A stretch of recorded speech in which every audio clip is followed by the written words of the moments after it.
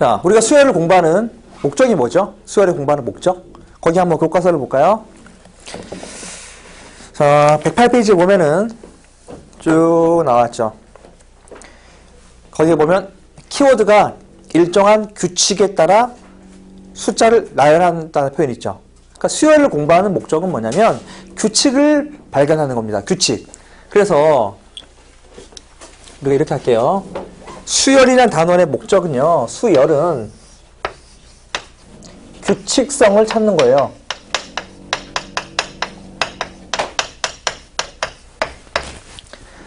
우리가 수학능력고사를 보잖아요.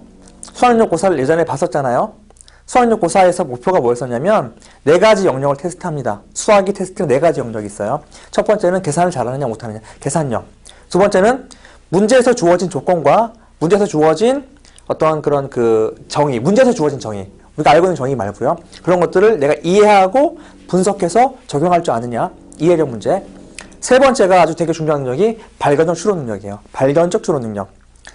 즉 다시 말해서 발견적 추론이라 함은 알고 있는 규칙성을 가지고 해석하는 것이 아니라 내가 직접 찾아보니까, 세워보니까, 규칙을 찾아보니까 어떤 규칙이 발견되어지는 거. 그런 것을 이제 발견적 추론 능력이라고 그러고 수학적으로 되게 중요한 능력입니다. 수학을 공부하는 목표 중에 하나예요. 규칙성 발견. 논리적으로. 그 다음에 이제 마지막 4번째 능력이 문제 해결력인데요. 문제 해결력이라 함은 한 3가지, 4가지의 개념을 섞어서 문제를 만들어 놓고 그 문제를 풀어라. 또는 우리가 알고 있는 실생활의 어떤 응용 문제 있잖아요. 그런 것들을 문제 해결력이라고 하는데 개인적으로 발견적 추론 능력에 가장 중요한 단원이 수열이에요. 그래서 수열은 얘를 찾는 게 목적입니다. 얘가 목적이에요. 얘가 목적이다. 따라서 우리는 수열 공부를 전부 다 함에 있어서 공식을 대입하는 건 물론 좋지만 공식뿐만 아니라 공식을 통해서 아니면은 숫자를 나열을 통해 가지고 규칙성 찾는 게 가장 중요합니다. 그래서 여기서 키워드는 규칙이라는 게 키워드다 하시고 첫 번째 일반항 한번 해볼게요. AN이 무엇인지 AN 구하기 한번 해볼게요. 뭐 예를 들어 가지고 이런 게 있어요. 1, 3, 5, 7 숫자를 나열시켰어요. 수열은 숫자의 나열이니까 나열시켰는데 규칙이 있죠. 규칙이 어떻습니까? 각 항들의 차이가 이식인 거 알겠죠? 이렇게 2씩 더했다는 겁니다. 그랬을 때 여기 n번째는 과연 무엇이냐? n번째가 과연 어떤 값이니? 라고 찾는 것이 등차수열입니다. 등차수열. 이해되시죠? 자, 봅시다. 자, 3 가려면 1에다가 2를 더해서 3이 됐죠. 자, 5를 가려고 어떻게 했냐면은 3 앞에 항을 모를 때는 첫째 항에다가 자, 보세요. 첫째 항에다가 요렇게 2개를 더했죠. 1에다가 2 더했잖아요. 5 같잖아요. 맞죠? 마찬가지로 7이라는 숫자도 1에다가 2를 3번 더했었죠. 그럼 얘는 n번째 항은 1을 몇 번 더할까요? 그쵸? 이게 n-1개가 되겠죠. 따라서 우리는 네모를 추론할 수 있다. 그럼 네모는 첫째 항에다가 그 다음에 n-1 곱하기 요 2를 해주면 되겠죠. 이런 식으로. 이해되십니까? 첫째 항에다 2 곱하기 2 하면 5가 되잖아요. 첫째 항에다 2 곱하기 3 하면 7 되잖아요. 첫째 항에다가 n-1 곱하기 2 하면 네모가 되겠죠. 그래서 얘는 2n-1이라는 것을 알 수가 있고 이 네모를 유식한 말로 일반항이라는 표현을 씁니다. 그래서 정리를 다시 할게요.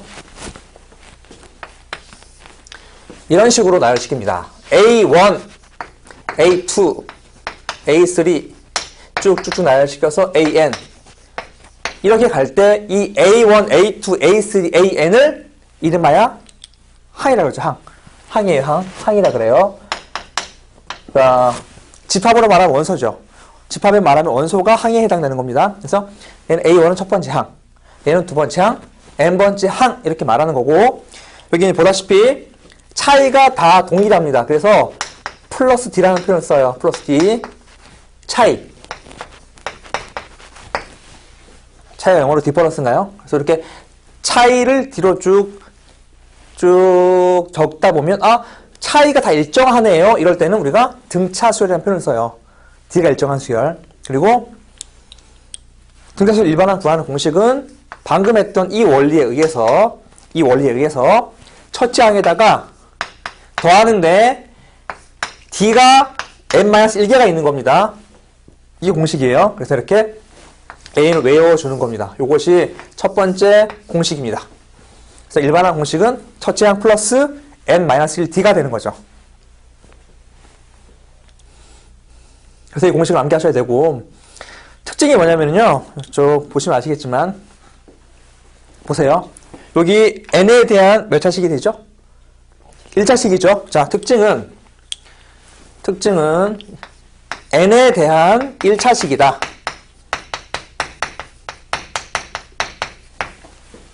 자, 그리고 더 중요한 것은 뭐냐면, 얘를 정리를 하잖아요. an은 dn 되죠. dn 그 다음에 플러스 a1 마이너스 d가 돼버리죠.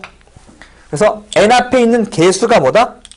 n 앞에 있는 개수가 얘가 공차라 하는 것을 알 수 있죠. 식을 보자마자 얘가 공차겠네요 라는 것을 알 수 있는 거예요. 식 보자마자. 이것이 등차수열의 일반항에 대한 성질이고요. 일반항에 대한 문제가 어떤 식으로 나냐면요, 거기 볼까요? 프린트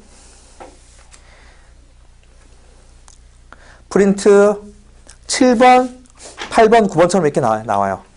7번, 8번, 9번. 이거 한번 해볼까요? 예를 들어서 9번 문제. 이 항이 397이래요. 그럼 이 항이 A2는 397이라고 말하는 거죠. 얘가 A2예요. 그럼 두 번째 5항이 388. 그럼 A5항은 388 이렇게 되겠죠? 자, 이럴 때 뭘 구하는 겁니까? 0보다 큰 항. 0보다 큰 항.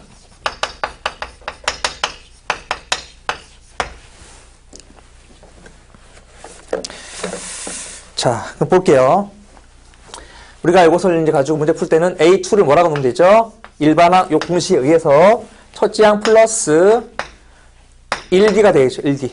그냥 우리가 첫째 항은 A1은 많이 나오기 때문에 A라고 쓸게요. 그래서 이렇게 만들어서 요것이 397. 그 다음에 A5. 5항은 A 플러스 몇 D가 됩니까? 4D가 되지, 4D가 388. 두 개를 연립하는 거죠. AD 문자 두 개, 식 두 개. 연립하려고 두 개의 항을 빼죠. 빼면 A가 사라지고 4D에서 D를 뺄게요. 그럼 3D가 되고. 빼게 되면 마이너스 9가 되나요? 그래서 공차가 마3이라는 것을 알 수가 있죠. 자, 보세요, 그러면 우리가 첫째 항이 얼마가 됩니까? 마3이라고 적으면 넘어가서 첫째 항이 400이죠, 400. 그래서 결론적으로 첫째 항과 공차를 알 수가 있어요. 이것을 통해서 첫 번째 AN을 구할 수가 있지요. 그럼 두 번째 뭘 합니까? 0보다 큰 항이니까 AN이 0보다 큰 항을 말하는 거잖아요. 얘를 구하면 됩니다. 그래서 AN이 얼마나 그랬죠? AN이 첫째 항 플러스 n-1d 해가지고 마이너스 3n 플러스 403인가요? 그래서 이것이 0보다 큰 거니까 이때 n값을 구하면 되고 n은 134.333이 나온답니다. 0보다 클 때가. 이해되십니까? 그러면 A 134를 구하면 한번 구해볼까요? 3, 4, 12, 3, 3, 9 얼마가 되죠? 3, 4, 12, 3, 3, 9 400, 마이너스 402가 되나요? 이렇게 400이 403이니까 1 되죠. 1. 134번째 항이 1이고 당연히 그 다음 항은 1에서 공차를 빼야 되겠죠. 둬야 되겠죠. 이렇게. 그러니까 점점 작아지는 값들인데 작아지다가 134번째에서 1이란 0보다 큰 수가 나오고 135번째가 음수가 나오기 때문에 0보다 큰 항은 토탈 134개라고 말하면 되겠죠.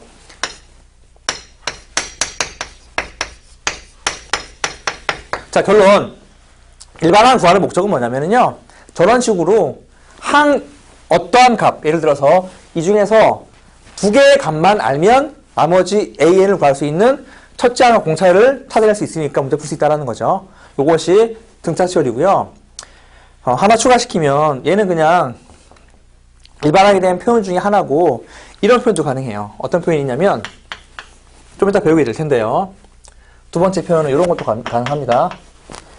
그 다음 항은 앞에 항에다가 숫자를 더합니다. 라고 표현이 가능합니다. 이따 다시 할 겁니다.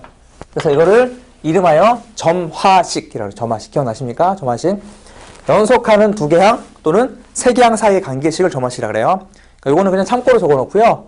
조금 이따 다시 할게요. 그래서 일반항이라는 것에 대한 목적은 우리가 두 개 항 또는 공차와 그 다음에 첫째 항을 알면 모든 항의 값을 우리가 찾아낼 수가 있습니다. 그것이 등차수를 공부하는 목적이에요. 이해되시죠? 일반항 여기까지 할게요.